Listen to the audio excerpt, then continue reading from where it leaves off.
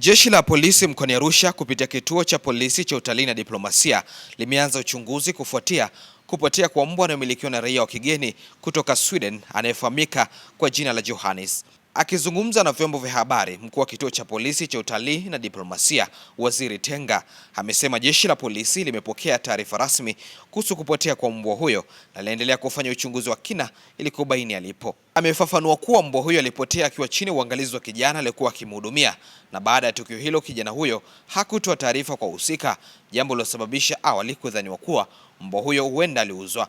Tenga ametoa rai kwa wananchi kushirikiana na polisi kwa kutoa taarifa pindi watakapomwona mbwa huyo au kupata taarifa yoyote itakayosaidia kumpata. Amesisitiza kuwa kupotea kwa mbwa huyo hakupaswi kuchukuliwa kama jambo dogo, kwani katika baadhi ya tamaduni za kigeni wanyama kama mbwa huchukuliwa kama sehemu ya familia. Kwa upande wake, mmiliki wa mbwa huyo Bwana Johannes amesema anamtafuta mbwa huyo haitoe sani, kwani ni mmoja wa wanafamilia wake, huku akiahidi kutoa zawadi ya shilingi laki5 kwa mtu yoyote atakayetoa taarifa zitakazosaidia kupata mbwa wake. Huyu mbwa alikuja siku ya Alhamisi usiku na mgeni hapa kwangu. Anasema alikuwa na gari liliharibikia Kilimani, ni Kondoa hapo.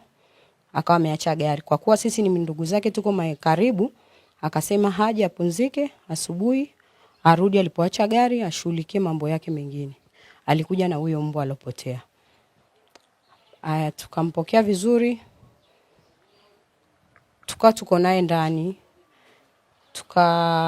Yeye tukampa chumba cha kupumzika na huyo mbwa akawa amelala sebleni. Maki ni mbwa ndani, sio ama mbwa kuzunguka. Tumelala. Sasa asubuhi palivokucha muda saa 2, yeye ndo akawa ameamka anamwangalia yule mbwa. Kwa bahati mbaya akumpata. Baada ya kuja kuchunguza vizuri, mimi na mtoto anasoma shule, tukahisi asubuhi alivyoenda shule aliacha geti wazi kwa ajili yule mbwa, na sebule ilikuwa wazi, labda akawa ameamka akatoka. Tukaendelea katika uchunguzi wetu kumtafuta hivi, kuhangaika hapa na pana pale. Mtoto mmoja jirani ya nyumba hapo akasema alimuona huyo mbwa akikimbizwa na mbwa mkubwa akitokea maeneo ya barabarani. Ndio tuko kwenye mazingira kuendelea kumtafuta kwa ajili mwenye mbwa kaja na mhitaji mbwa wake, na ametoa zawadi kwa mtu atakayemuona, shilingi laki5 iko.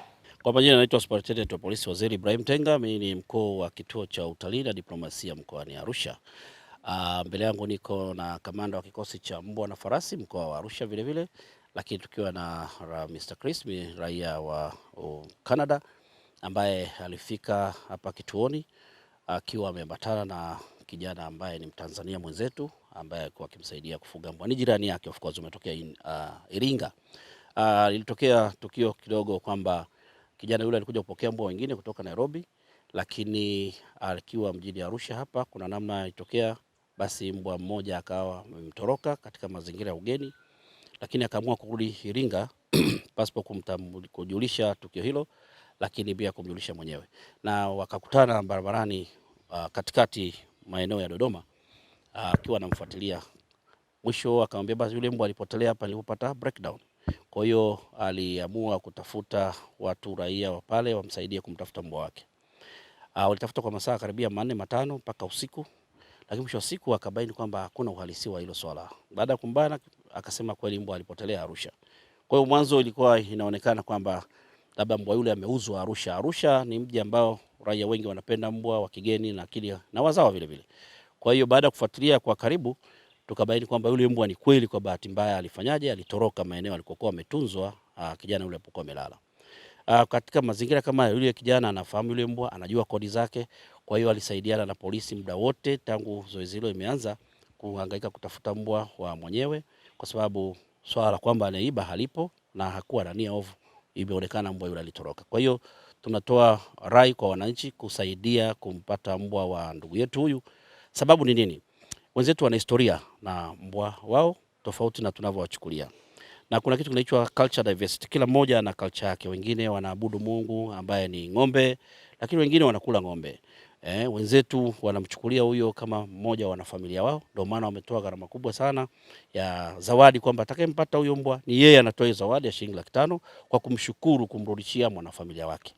Na vile vile Arusha ni mmoja ya mkoa ambao unaweza kusema una utofauti sana na mikoa mingine ya hapa Tanzania. Ni mkoa ambao wananchi wake wamekaa na wageni kwa muda mrefu wakitunza culture za kila mmoja bila kuvunja sheria.